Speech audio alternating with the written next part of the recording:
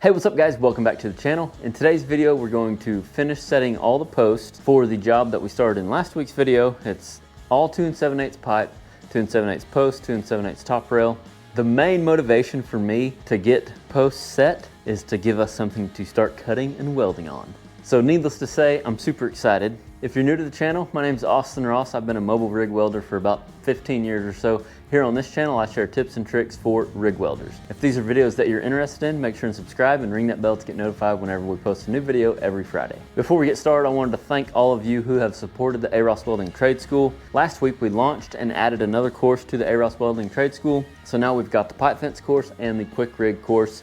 If for some reason you didn't get a hold of the quick rig course last week, it is still available, but instead of $47, it's $97. You can find it at arosswelding.school. For those of you that did purchase it, don't forget to share your pictures with us. You can email your pictures whenever you're done building your quick rig to hey@arosswelding.com. Thanks again for your support. If you have any suggestions for courses that you want to see in the arosswelding trade school, you can actually share them ideas at that same website, arosswelding.school.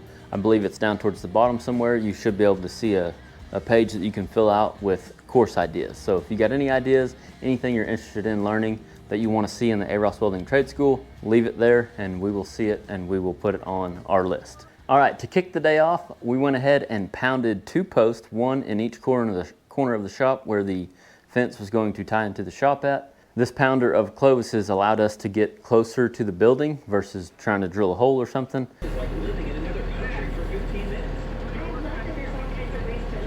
I'll keep a good eye on you this time. Come on down.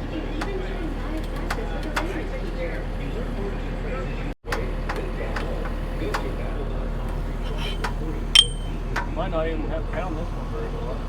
Some of you may be asking, hey Austin, which is faster, pounding the post or setting the post in concrete?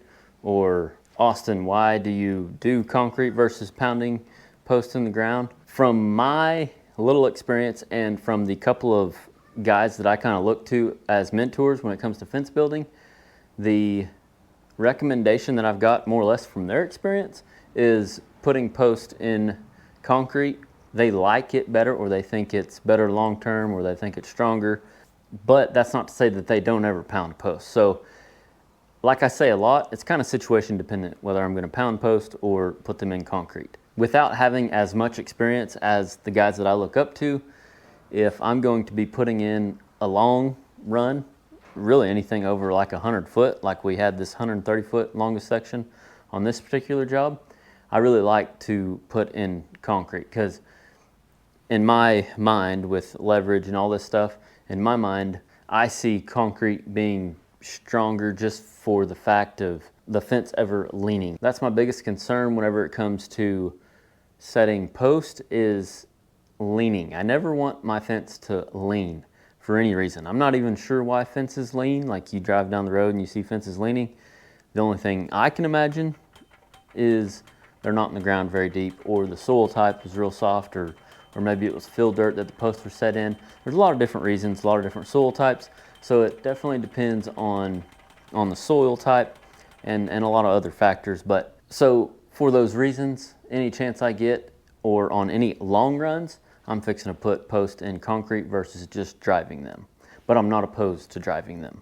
Just like in a situation like this, I loved the idea of driving them because I could get them as close to the building as possible. Yeah.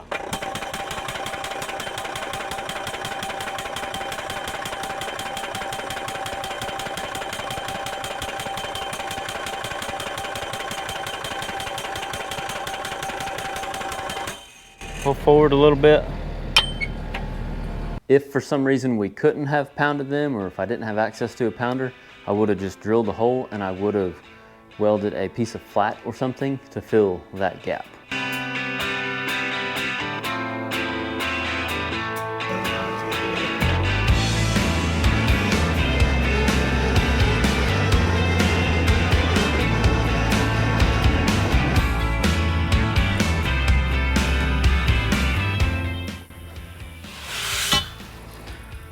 Cool deal. Now let's go this back corner and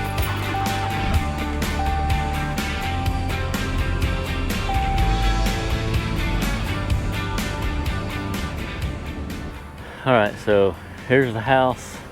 4-foot walk-through gate is on the far corner of the house. That short stretch I was talking about. And then the long stretch is right here behind all these trees.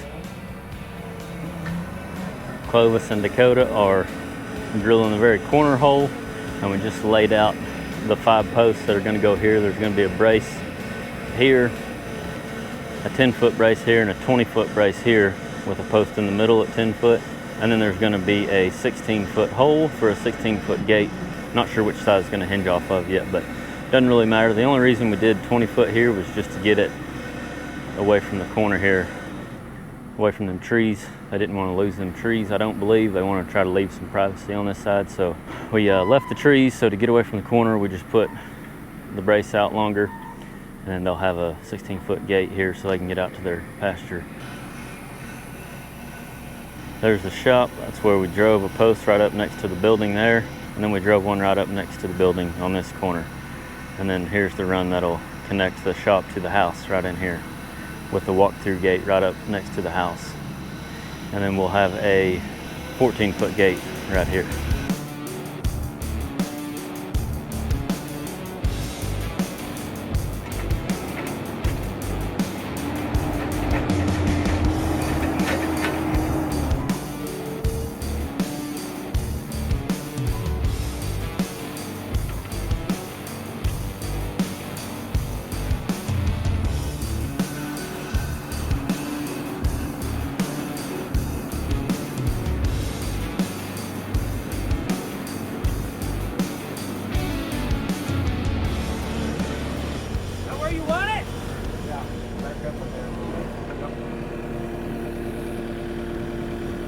When do you think that one's gonna be? Can you get close enough to that one? See where that mark's at? I said, should we pull this? Or do you think? Huh? Help! You have to pull it anyway. Because you can't have them. You gotta pull it anyway because you're gonna tie the wire to the post right there. You're exactly right.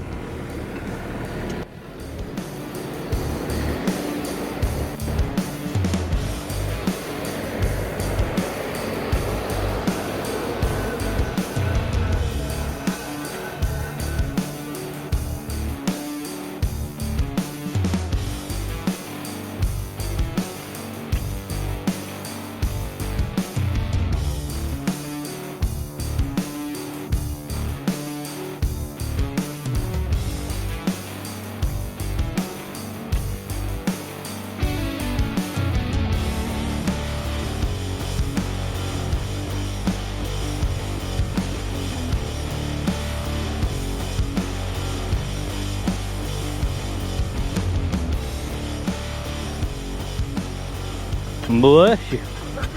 Ooh, allergies. Pull the nose hair. Oh, yeah. I know exactly what that's like. Them things are little boogers. I have one right here all the time. I'm all the time getting after. What I'll probably have you do, Clovis, do you mind helping us set post? Be awesome if you didn't, so we can get out of here a little earlier.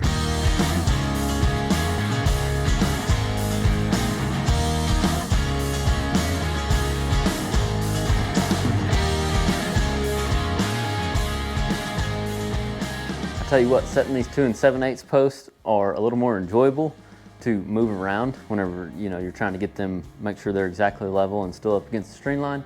It reminds me of welding on 36-inch or 42-inch heavy wall for like 4 or 5 months straight, and then going to like a 16 or 20-inch job, 375 wall. It feels like a walk in the park. So that's what this reminded me of.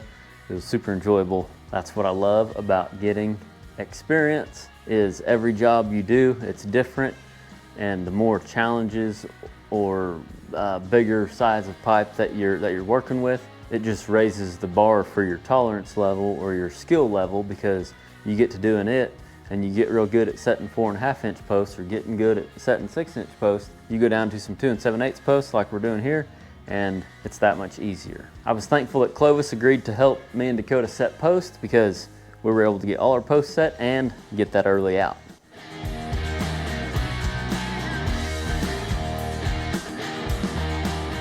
Let me know in the comments how you mix your concrete. Do you mix it in the hole, or do you mix it in a mixer, or do you use the kind of Sackcrete where you don't have to mix it? I learned about that a month or so ago from a customer, Mike, if you're watching. I learned from Mike that they make a concrete that you can just pour in the hole, add water, and you're not supposed to have to tamp it. And we sure enough didn't do it on his job, and the post set up just fine. Anyway, let me know in the comments how you mix concrete for your pipe fence, or any type of fence.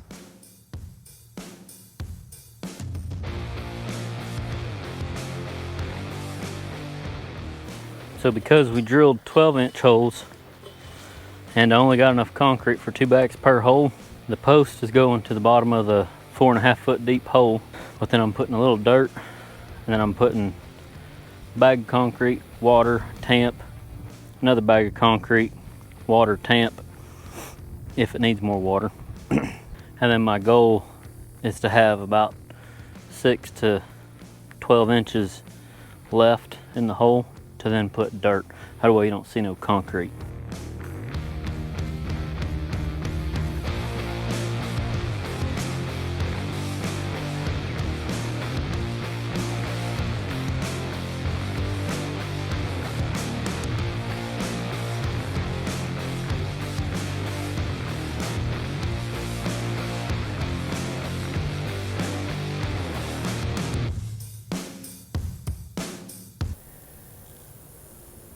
Got us an audience.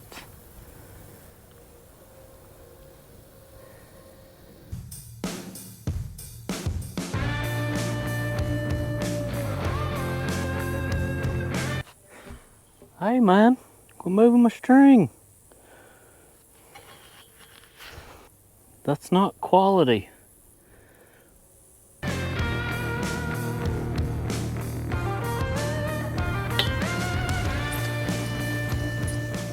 Here I am measuring for the gate gap. Anytime I'm setting posts to put a gate in, I want to make sure that gap is exactly what I need for the gate.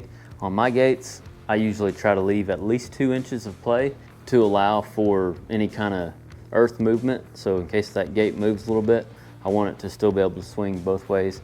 In this case, yeah, I think it could swing both ways in this case.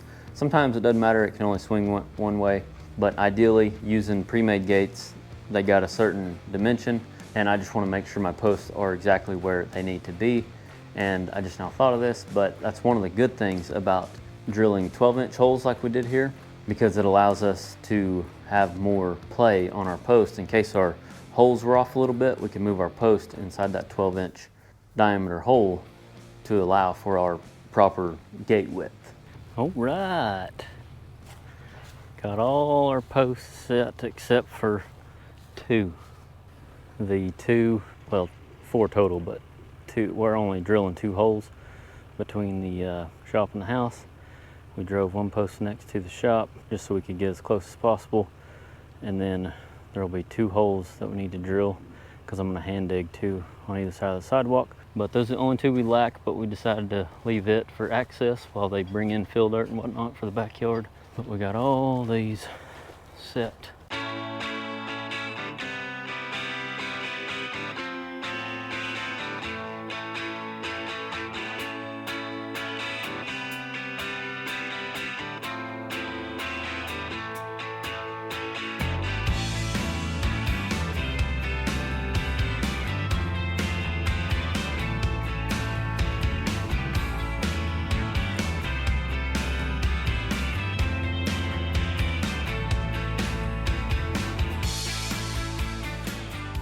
Here's our temporary job. We drove a T-post here and a T-post here so we could have something to tie the wire back to and put these temporary panels in for gates to keep these curious fellas out of here. We'll let all these posts set up. We'll be back in a few days to start laying some top rail. And boy, am I excited to start laying some top rail. Like I said at the beginning of this video, one of the motivators for me to getting all the posts set is to stage the scene for some cutting and some welding. So I'm excited about that. I'm excited to have our posts set. I've got a couple of ideas up my sleeve on stretching some no climb and some different little things to kind of make this no climb and post and top rail fence look a little nicer and tighter. So I'm excited to try those out We'll see whether they work or not, and I'm excited to share them with you. Thanks for joining us today. Hope you enjoyed the video. Head on over to arosswelding.school if you're still interested in the quick rig, or if you want to get on the waiting list for the pipe fence course whenever it opens for enrollment again. Have an awesome weekend, and remember, learn something every day.